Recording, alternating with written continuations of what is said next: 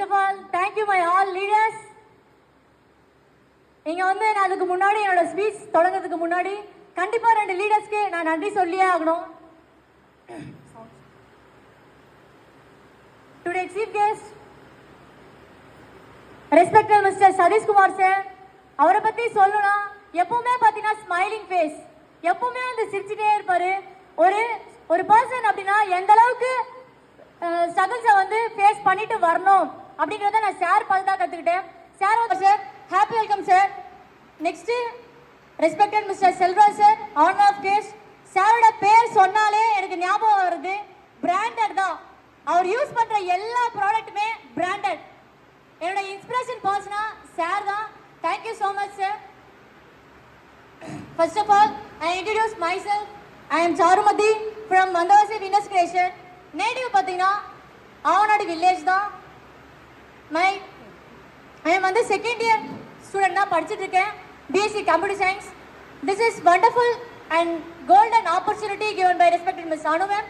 Hartley thanks for you ma'am. Because எனக்கு வந்து வரத்தை கொடுக்குறவங்க தான் கடவுளால் மட்டும் தான் கொடுக்க முடியும். ஆனால் எனக்கு கடவுளாக வந்து வரத்தை கொடுத்தது பார்த்தீங்கன்னா respected miss Anu ma'am. Heartly thanks for you ma'am. ஏன்னா வந்து கடவுளே எனக்கு அவங்கள தான் வந்து பார்த்துட்டு இருக்கேன். டியூஸ் ஆஃப் பார்த்தீங்கன்னா 1 இயராக ட்ராவல் பண்ணிட்டு இருக்கேன், டியூஸ் ஆஃப் ஜேர்னி. நெக்ஸ்ட்டு எனக்கு இந்த வாய்ப்பு வந்து இதுக்கு முன்னாடி வாய்ப்பு கிடைக்கிறதுக்கு முன்னாடி நான் எப்படின்னு சொல்லிட்டு பார்த்தீங்கன்னா ஜஸ்ட் நான் 1 to 5th கவர்மெண்ட் ஸ்கூலில் தான் படித்தேன். அங்கே வந்து எனக்குள்ளே என்னென்ன ஸ்கில் இருக்குன்றதை நான் எதுவுமே என்னால் ஃபைண்ட் அவுட் பண்ண முடியல.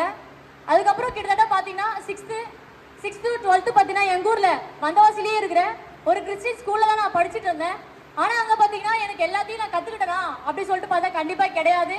எனக்குள்ளே இருக்கிற ஸ்கில் என்ன அப்படின்றது பார்த்தீங்கன்னா படிப்பு படிப்பு படிப்பு. நிறைய பேர் பார்த்தீங்கன்னா படிப்புறதே பிடிக்காது. ஆனால் என்னை பார்க்கும்போது பார்த்தீங்கன்னா எப்போவுமே புக்கு கையோட மட்டும் தான் நான் எப்போவுமே இருப்பேன். புக்கு இல்லாமல் என்னை வந்து பார்க்குறதே ரேர் தான். அதுக்கப்புறம் பார்த்தீங்கன்னா 9th 10th பார்த்தீங்கன்னா கொரோனா வந்துச்சு. அந்த டைமில் ஃபோனு ரொம்ப அடிக்ட் ஆகிட்டேன். ஃபோன் இல்லாமல் நான் இருக்க மாட்டேன். எப்போவுமே வந்து ஃபோன் என் கூடவே இருக்கும், என்னோட பெஸ்ட் ஃப்ரெண்டு மாதிரி. ஆனால் வந்து அப்போ நான் நிறைய விஷயங்கள் கற்றுக்கிட்டேன்னா கண்டிப்பாக கற்றுக்கிட்டதே கிடையாது. ஒரு ஃபோனை வந்து எப்படிலாம் யூஸ் பண்ணக்கூடாது அந்த மாதிரிலாம் யூஸ் பண்ணிட்டு இருந்தேன். அதிகமாக வந்து சோஷியல் மீடியா அடிக்ட் தான். எப்பவுமே வந்து இன்ஸ்டா தள்ளிட்டே இருக்கிறது. நான் கிட்டத்தட்ட 7th இன்ஸ்டா யூஸ் பண்ணிட்டு இருக்கேன். அதுலேருந்து நான் ஏதாச்சும் ஒரு விஷயம் நான் கற்றுக்கிட்டேன்னா கண்டிப்பாக கிடையவே கிடையாது.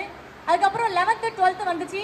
10th தான் நீங்கள் வந்து கொரோனா பாஸ் பண்ணிட்டீங்க, இதை வச்சுட்டு உங்களால் எதுவுமே பண்ண முடியாது. 11th 12th நீங்கள் நல்லா படிக்கணும்னு சொல்லிட்டு எனக்கு நிறைய மோட்டிவேஷன் பண்ணாங்க. ஆனால் 11th பார்த்தீங்கன்னா நான் தான் அதிகமாக மொபைல் யூஸ் பண்ணதால அந்த அளவுக்கு மார்க் எல்லாம் ஸ்கோர் பண்ண முடியல.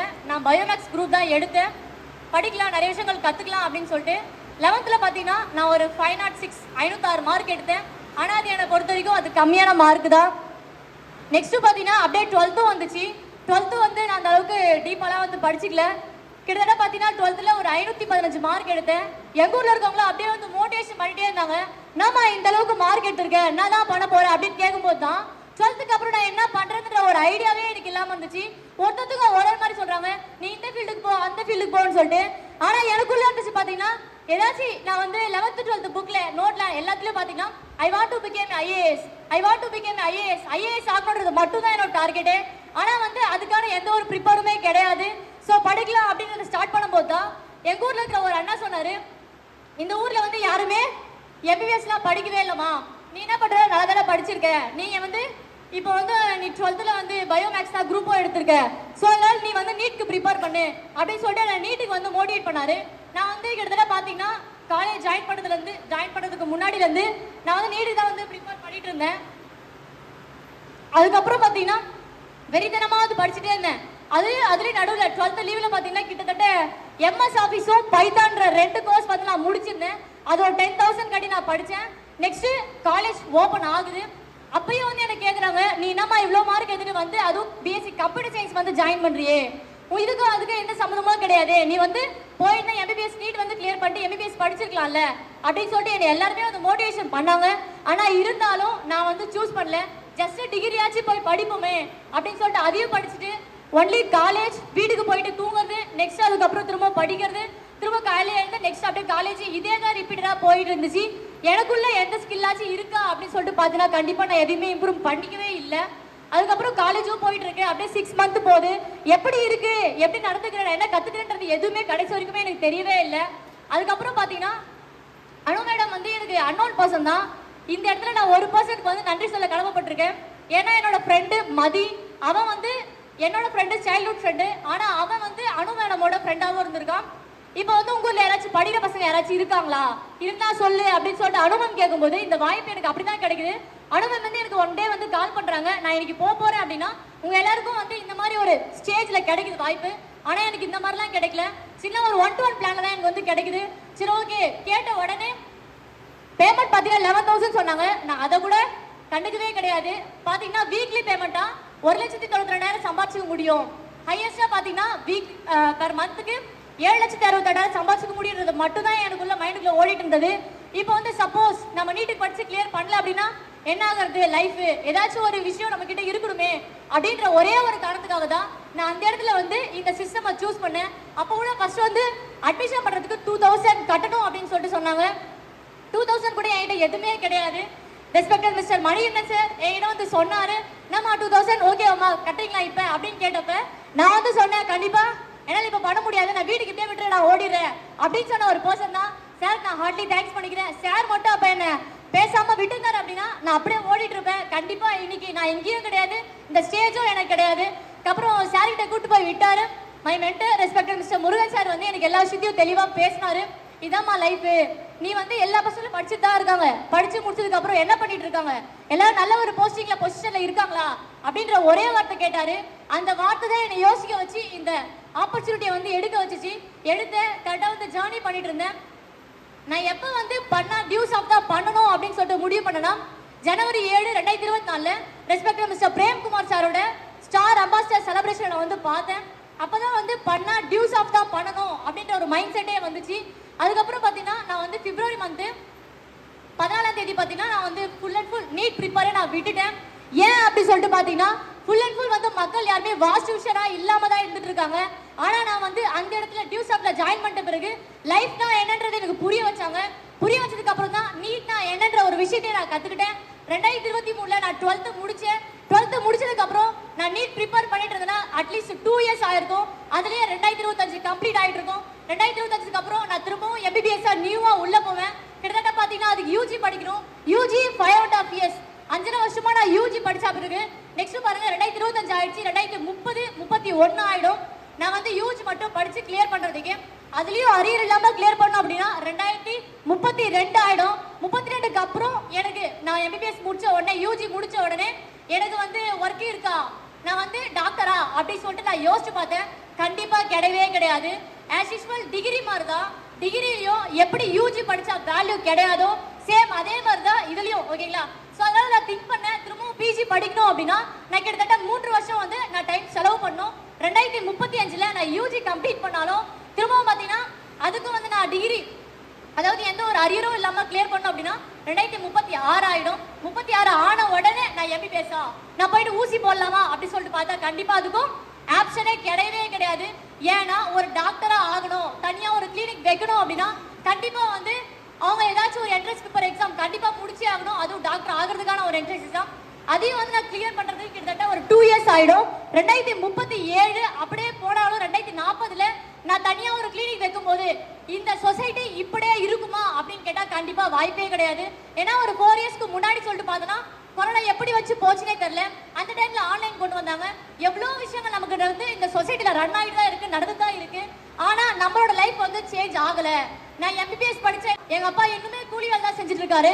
இப்ப இந்த அளவுக்கு கஷ்டப்பட்டு இருக்க ஒரு பர்சன் கோடி கணக்குல கஷ்டத்தை வாங்கி விட்டுட்டு போக கூடாதுன்ற ஒரே ஒரு விஷயத்தை திங்க் பண்ணி தான் நான் இந்த டியூஸ் ஆஃப்ட எடுத்தேன்.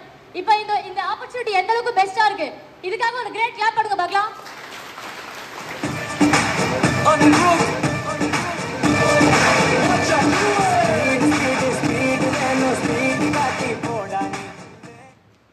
அப்புறம் பாத்தீங்கன்னா டியூஸ் ஆஃப்ல நான் கத்துக்கிட்ட விஷயங்கள் நிறைய. வெளி உலகனா என்னன்னு தெரியாம இருந்தேன். கிட்டத்தட்ட ஒரு குளத்து தவளை எப்படி இருக்குமோ அதே மாதிரிதான் நானும் ஃபர்ஸ்ட் இருந்தேன். வெளி உலகம் எதை பத்தியுமே நான் தெரிஞ்சுக்கிட்டதே கிடையாது. வந்தவாசி செய்யார் வந்தவாசி நெக்ஸ்ட் எங்க ஊர் மட்டும்தான். இதை தாண்டி எனக்கு எதுவுமே தெரியாது. ஆனா நான் டியூஸ் ஆஃப்குள்ள வந்ததுக்கு அப்புறம் பாத்தீங்கன்னா கிட்டத்தட்ட இங்க தமிழ்நாட்டுல நிறைய ஊரை நான் சுத்தி பார்த்திருக்கேன். தர்மபுரி, திருப்பத்தூர், கிருஷ்ணகிரி அப்படின்னு சொல்லிட்டு நிறைய பிளேஸ் நான் விசிட் பண்ணியிருக்கேன். ஸோ அங்க இருக்கிற மக்கள் எப்படி இருக்காங்க, அங்க வந்து அவங்களோட லைஃப் ஸ்டைல் எப்படி இருந்துட்டு இருக்கு அப்படின்ற எல்லா விஷயத்தையும் நான் வந்து தெரிஞ்சுக்கிட்டேன். அதுக்கப்புறம் தான் நம்ம எப்படி வாழ்றோம், இதெல்லாம் ஒரு வாழ்க்கையா அப்படின்றத நானே திங்க் பண்ணி இனிமே வந்து நம்ம எப்படியாச்சும் கஷ்டப்பட்டாச்சு நம்ம லைஃப்பை நம்ம மட்டும் தான் நினைச்சாதான் மாற்ற முடியும் அப்படின்ற ஒரு இலக்கோட வந்து ஓடிட்டு இருக்கேன். நெக்ஸ்ட் பாத்தீங்கன்னா நிறைய பேரோட கனவு இடமா ஒன்று இருக்கும் கோவா. அதுக்கும் நான் வந்து டிராவல் பண்ணியிருக்கேன். கோவா போயிட்ட பிறகுதான் இன்னும் வந்து ட்ரீம்ஸ் வந்து அதிகமா உருவாகுது. நிறைய பேர் பாத்தீங்கன்னா சுத்தி பார்க்கறதுக்காக கோவாக்கு போவாங்க. ஆனா நாங்க போயிட்டு நான் பார்த்த விஷயங்கள் பாத்தீங்கன்னா full and full life style தான். இது என்ன வாழ்க்கை, அதுதான் வாழ்ந்தா அந்த மாதிரி வாழ்க்கை தான் வாழணும் அப்படின்ற எண்ணம் எனக்குள்ள வந்துச்சு. நான் அப்ப எடுத்ததை இன்னும் ஸ்ட்ராங்கா பிலீவ்னஸா எனக்கு வந்து இன்னும் கிரியேட் ஆச்சு. பண்ணா டியூஸ் ஆஃப் தான் பண்ணோம், இனிமே பண்ணவே கூடாது அப்படின்ற ஒரு விஷயம். நெக்ஸ்ட் பாத்தீங்கன்னா எஜுகேஷன் நிறைய சொல்லியிருப்பாங்க. நான் ஒரே ஒரு கோர்ஸ்க்காக 10,000 நான் செலவு பண்ணேன். இது வரைக்கும் ஜஸ்ட் 3 மந்த்துக்காக மட்டும்தான். ஆனா இங்க இருக்கிற 200+ கம்ப்யூட்டர் கோர்சஸ், 200 கம்ப்யூட்டர் கோர்சஸ் எனக்கு இங்க கிடைக்குது. இது மட்டும் இல்லாம லாங்குவேஜ் லேர்னிங், இங்கிலீஷ் இருக்கு, ஹிந்தி இருக்கு. நம்ம எங்க போனாலும் கண்டிப்பா வந்து இங்க தமிழ்நாட்டில் மட்டும்தான் தமிழ்ல பேச முடியும். இல்ல வந்து அதர் ஸ்டேட்டுக்கோ அதர் டிஸ்ட்ரிக்டோ போனா கண்டிப்பா நம்ம வந்து யூஸ் பண்ண வேண்டிய லாங்குவேஜ் பாத்தீங்கன்னா நெக்ஸ்ட் ஹிந்தி, இங்கிலீஷ் மட்டும்தான். ஸோ அதையும் நான் எங்க கத்துக்கிற மாதிரி ஒரு ஆப்ஷன் இருக்கு. Next skill development. படிச்சுட்டு கூட நிறைய பேர் வேலை இல்லாம வெளியே தெரிஞ்சுட்டு தான் இருக்காங்க. ஆனா திறமை இருந்து யாராச்சும் வெளியே போய் சும்மா இருந்து பார்த்துருக்கீங்களா? கண்டிப்பா வாய்ப்பே கிடையவே கிடையாது. அதுதான் வந்து என்னோட ஜூனியர்ஸ் கிட்டயும் நான் வந்து அடிக்கடி சொல்ற விஷயம் ஒன்னே ஒன்றுதான். Education is important, okay I accept, but skill is a more important then education அப்படி சொல்லிட்டு நான் அடிக்கடி சொல்லிட்டு இருப்பேன். உங்ககிட்ட படிப்பு இருக்கோ இல்லையோ, உங்களுக்கு படிப்பு வருதோ இல்லையோ, ஆனா நீ ஒரு ஸ்கில்ல வந்து டெவலப் பண்ணி வச்சுக்கோ. அப்பதான் உங்களால வந்து எந்த இடத்துக்கு போனாலும் வந்து சர்வே பண்ண முடியும் அப்படி சொல்லிட்டு நான் அடிக்கடி சொல்ற ஒரு விஷயமும் இதுதான். ஏன்னா நான் அந்த அளவுக்கு கத்துக்கிட்டு எனக்கு லைஃப் டீச்சரா இருந்து எனக்கு எல்லா விஷயத்தையும் சொல்லி கொடுத்தேன். என்னோட சீனியர்ஸ், கிரேட் சீனியர்ஸ் ஆல் எல்லாருக்கும் வந்து தேங்க்யூ ஸோ மச்.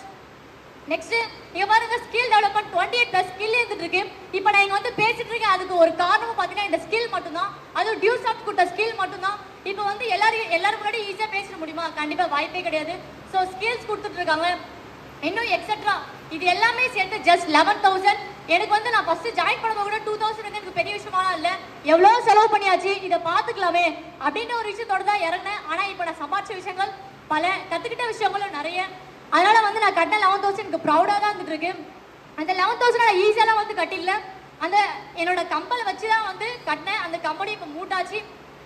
நெக்ஸ்ட் என்னோட பேரண்ட்ஸ்க்கு நான் நன்றி சொல்ல விரும்புறேன். ஏன்னா வந்து நான் எந்த ஒரு விஷயம் வந்து பண்ணாலும் என்னை வந்து எங்க அப்பா வந்து என்கரேஜ் பண்ணிட்டே தான் இருப்பாரு. நீ உன்னால முடியுமா, பண்ணுமா, கண்டிப்பா உன்னால முடியும், நான் சப்போர்ட் பண்றேன், எவ்வளவு பணம்னாலும் பரவாயில்ல அப்படின்னு சொல்லிட்டு அவர் சப்போர்ட் பண்ணவே தான் நான் இந்த ஸ்டேஜுக்கு வந்திருக்கேன். நெக்ஸ்ட் பாத்தீங்கன்னா இந்த வெளி உலகம் சொன்னதுக்கு அப்புறம் வந்து எல்லா விஷயத்தையும் வந்து ஸ்டெப் பை ஸ்டெப்பா வந்து கத்துட்டு இருக்கேன். என்னோட ஜூனியர்ஸும் வந்து நிறைய விஷயங்கள் சொல்லி அவங்கள வந்து மோட்டிவேட் பண்ணுவேன். அதுக்கப்புறம் பாத்தீங்கன்னா இன்னுமே வந்து எங்க வீட்டுல வந்து வண்டி கிடையாது. கிட்டத்தட்ட எங்க வீட்டுல இருந்து நான் 2 கிலோமீட்டர் நடந்து தான் வருவேன். ஸ்கூல்லயும் சரி, ஸ்கூல் டேஸ்ல நான் அப்படிதான் போயிட்டு இருந்தேன். வரும்போது வந்து அப்படிதான் வந்துட்டு இருந்தேன். இப்போ காலேஜ்லயும் சரி, இப்போ நான் டியூஸ் ஆஃப் டிராவல் பண்ணது கூடவே நிறைய வந்து நான் லிஃப்ட் டிக்கெட்லாம் கூட வந்திருக்கேன். ஏன்னா அந்த அளவுக்கு கஷ்டங்கள் இருந்துட்டு இருக்கு. ஏன்னா வந்து வாங்குறதா எப்பயும் வண்டி வாங்கிருக்கலாம், ஆனா வந்து வாங்கக்கூடாதுன்ற ஒரே ஒரு காரணத்துக்காக வாங்கவே இல்லை. ஆனா எனக்குள்ள இருந்த வழிகள், ஏன்னா எங்க ஊரால வந்து போவாங்க வருவாங்க, டீ குடிக்கிறதுக்கு எத்தனையோ பேர் வருவாங்க. ஆனா ஒருத்தர் கூட என்னை ஏத்திட்டு போனதே கிடையாது.